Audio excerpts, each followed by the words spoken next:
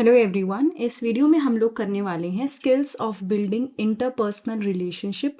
ये पूरा कॉन्सेप्ट किस बारे में है, टीचर्स के लिए ये इम्पॉर्टेंट क्यों है, एंड अगर इसको हम टीचिंग लर्निंग में इंटीग्रेट करते हैं तो क्या इफेक्ट देखने को मिलता है। ये जो टॉपिक है ये लाइफ स्किल्स का टॉपिक है। एंड स्टार्ट करते हैं। Building interpersonal relationship refers to the ability to establish and maintain positive connection with others, whether it be student, colleagues, parents and administrators।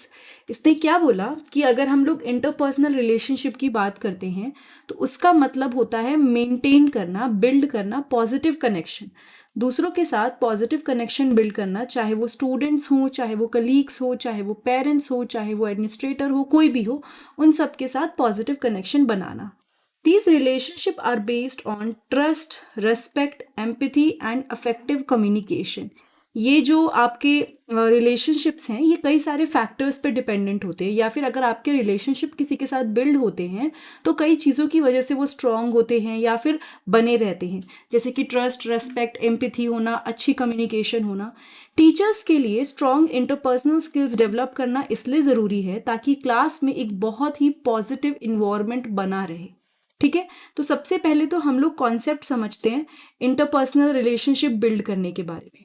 देखो, interpersonal relationship involve range of skills including active listening. देखो, अगर आप किसी के साथ relationship build करना चाह रहे हो, ठीक है, आपका कोई फ्रेंड है या आपका कोई, जैसे अगर हम टीचर और स्टूडेंट की बात करें, आप चाहते हो कि आपके स्टूडेंट्स के साथ आपका अच्छा रिलेशन हो, तो आपको उनकी बातों को बहुत ध्यान से सुनना होगा।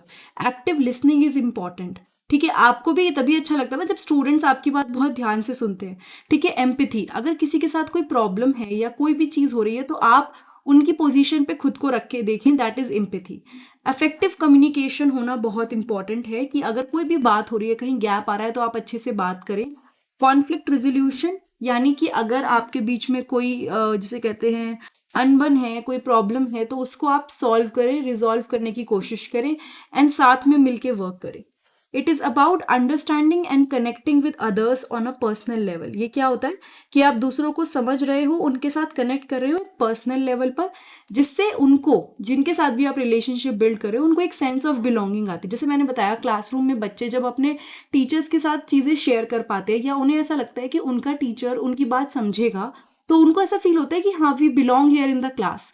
ठीक है, वो अपने टीचर पे ट्रस्ट करने लगते हैं एंड दे हैव द मतलब म्यूचुअल रिस्पेक्ट। तो टीचर्स के साथ भी है कि बच्चों के लिए होनी चाहिए और बच्चों के साथ है कि टीचर के लिए होनी चाहिए। और ये चीज़ हर किसी हर फील्ड में है, मतलब हर रिलेशनशिप में। ऐसा नहीं है कि सिर्फ टीचर और स्टूडेंट, आपका कोई फ्रेंड है या फिर आपके पेरेंट्स हैं, हर जगह पे ये कुछ 5-6 बेसिक रूल है जो इंपॉर्टेंट है इंटरपर्सनल रिलेशनशिप स्ट्रांग रखने के लिए। तो अभी हमने इंटरपर्सनल रिलेशनशिप का कॉन्सेप्ट समझा। अभी देखते हैं इंपॉर्टेंस क्या है टीचर्स के लिए। सबसे पहले है positive class environment. Teacher who build positive relationship with there students create a supportive and inclusive classroom environment. Teacher जो कि एक पॉजिटिव रिलेशनशिप अपने बच्चों के साथ बना के रखते हैं ना, उनकी क्लास का जो इन्वायरमेंट होता है बहुत ही सपोर्टिव होता है एंड उनकी क्लास इंक्लूसिव, मतलब बच्चों को भी लगता है कि yes we belong here, and बच्चों को फील होता है वैल्यूड, कि वी आर बीइंग वैल्यूड, हमारी वैल्यू है इस क्लास में। एंड अगेन वो मोटिवेटेड रहते हैं। और ऐसा होता है ना, जब आपका रिलेशन अच्छा होता है आपके टीचर के साथ, ठीक है, आपको ऐसा लगता है कि आपके टीचर को मतलब गलत ना लगे, या फिर अगर आप कुछ कर रहे हो तो वो प्राउड फील करें, तो आप ना उस हिसाब से मेहनत करते हो, तो बच्चे मोटिवेटेड रहते हैं वर्क करने के लिए अगर उनका टीचर के साथ अच्छा रिलेशन है। ऐसा टीचर है जिन्हें कोई फर्क ही नहीं पड़ रहा, तो बच्चे भी सोचते हैं छोड़ो क्या फर्क पड़ता है, घर पे डांट खा लेंगे। तो इस सब से बहुत फर्क पड़ता है बच्चों की परफॉर्मेंस पे। Student engagement, when students feel connected to their teacher they are more likely to be engaged and actively participate in the learning process।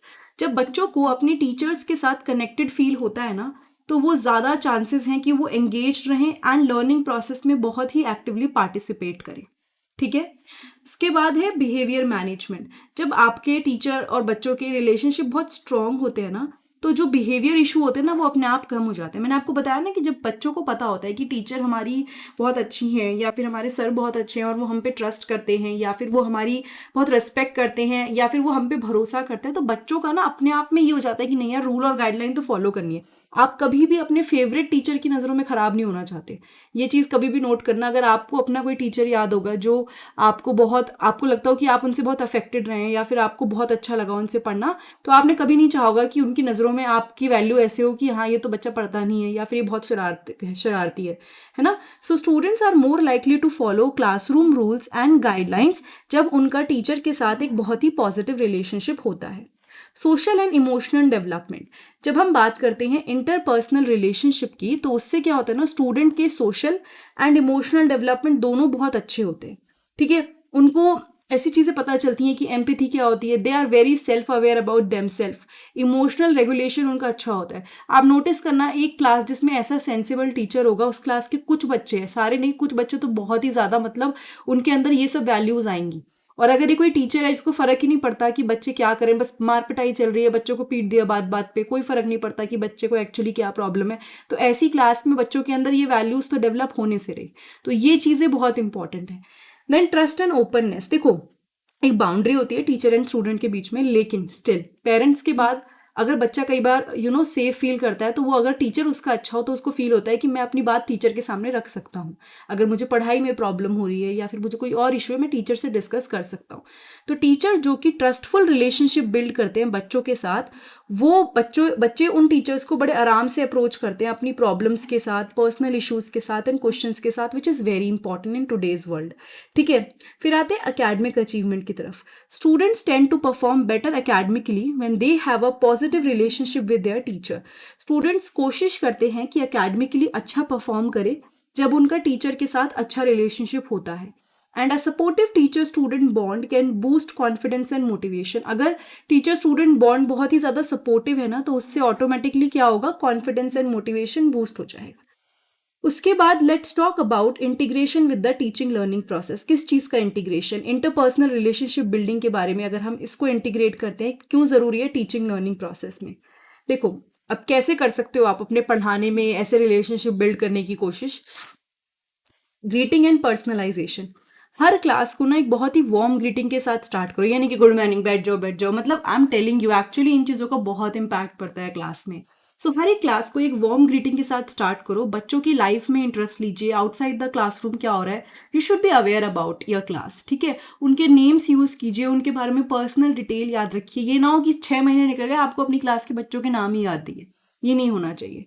फिर आता है एक्टिव लिसनिंग। अच्छा, कई जगह पे होता है 90 80 स्टूडेंट्स देखने को मिल जाते हैं कॉलेजेस वगैरह में, but that is a different scenario. But most of the time जब आप छोटी क्लासेस में होते हैं ना, बच्चों के नाम बोल बोल के आपको याद हो ही जाते हैं, तो वो भी कोशिश करिए कि याद रहे। ठीक है, active listening, listen attentively to students concern, question and ideas, show empathy and understanding. बहुत ध्यान से सुनना है बच्चों की बातों को कि उनकी कंसर्न क्या है, कहाँ पे उन्हें प्रॉब्लम हो रही है, क्या उनके क्वेश्चंस हैं, क्या उनके आइडियाज़ हैं, उनको एनकरेज करिए, उनके आइडियाज़ को एनकरेज करिए। एम्पैथी एंड अंडरस्टैंडिंग, उनको लेके एम्पैथेटिक रहिए कि हाँ, बच्चा कुछ कह रहा है, क्यों कह रहा है, ऐसा बोला है उसने तो क्यों बोला है। अंडरस्टैंडिंग होना पड़ेगा, तभी आप एक एक्चुअली इंटरपर्सनल रिलेशनशिप बिल्ड कर पाओगे। ओपन कम्युनिकेशन रखिए कि बच्चे अपने थॉट्स एंड फीलिंग्स एक्सप्रेस कर सके। सी, बच्चों की एज ऐसी होती है ना, उन्हें बहुत ज़्यादा डायरेक्शन की ज़रूरत होती है। अगर आपको लग भी रहा है कि बच्चा कुछ गलत बोल रहा है, लेकिन वो आपके सामने ये बात बोल पा रहा है कि उसने ऐसा कुछ करा है या कुछ भी बात है, सबसे बड़ी बात है वो आप पर ट्रस्ट करता है। हाँ, बाद में अगर आपको ज़रूरत, तो ऐसा नहीं कि सब कुछ सिंगल हैंडेडली खुद हैंडल करने की ज़रूरत है, आप ऑब्वियसली हायर अथॉरिटीज़ को अप्रोच कर सकते हैं, बट कोशिश कीजिए कि बच्चा आपके साथ ओपन हो। ठीक है, one-on-one interaction, take time to have individual conversation with students, offering feedback and encouragement। रोज रोज नहीं, बट टाइम टू टाइम कोशिश करिए कि हर बच्चे के साथ आप इंडिविजुअल कॉन्वर्सेशन करें अबाउट उनकी स्टडीज़, इंप्रूवमेंट, कहाँ पे उनको डर लगता है, कहाँ पे उनको अच्छा लगता है कि वो पढ़ रहे हैं, कौन सा सब्जेक्ट उनको पसंद है।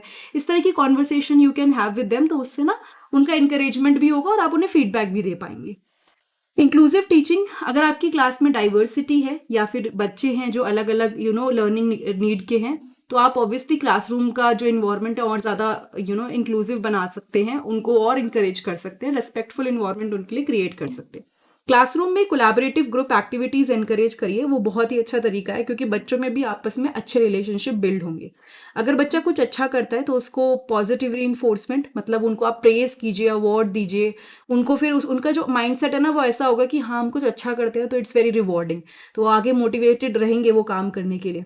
कोई भी बात अगर किसी बच्चे में अनबन हो रही है या कोई भी प्रॉब्लम है तो प्लीज़ उस कॉन्फ्लिक्ट को रिजॉल्व करने की कोशिश कीजिए, जो डिसएग्रीमेंट है उसको सॉल्व करने की कोशिश कीजिए। स्टूडेंट्स के वेलबींग के बारे में आपको थोड़ा सा माइंडफुल रहना पड़ेगा, ऐसा नहीं होना चाहिए, ऐसा टीचर नहीं बनना है जिनको फर्क ही नहीं पड़ता कि बच्चों के साथ क्या हो रहा है। ठीक है, पेरेंट कम्युनिकेशन एंड जहाँ पे ज़रूरत है, अगर आपको लग रहा है कि ये बच्चे के साथ कोई प्रॉब्लम है या फिर यहाँ पे मुझे पेरेंट्स से बात करनी चाहिए तो प्लीज़ बात करिए, उनको इन्वॉल्व करिए। जहाँ बच्चे की पढ़ाई के लेके, बच्चे के करियर को लेके सवाल है, बिल्कुल आप उनसे बात करिए। ठीक है, so this is a very good way to build interpersonal relationship. और कैसे आप इन चीज़ों को टीचिंग लर्निंग प्रोसेस में मिला सकते हैं वो आपने देख ही लिया। टीचर के लिए क्यों ज़रूरी है वो भी आपने देख लिया। So this was the whole topic, life skills education का टॉपिक है ये। अगर ये वीडियो अच्छी लगी है तो फटाफट से चैनल को सब्सक्राइब कर लीजिए। इसकी सारी वीडियोस इस सब्जेक्ट की आपको मेरे चैनल में मिल जाएंगी प्लेलिस्ट सेक्शन में। और साथ ही साथ इस वीडियो को शेयर भी कीजिएगा, लाइक भी कीजिएगा।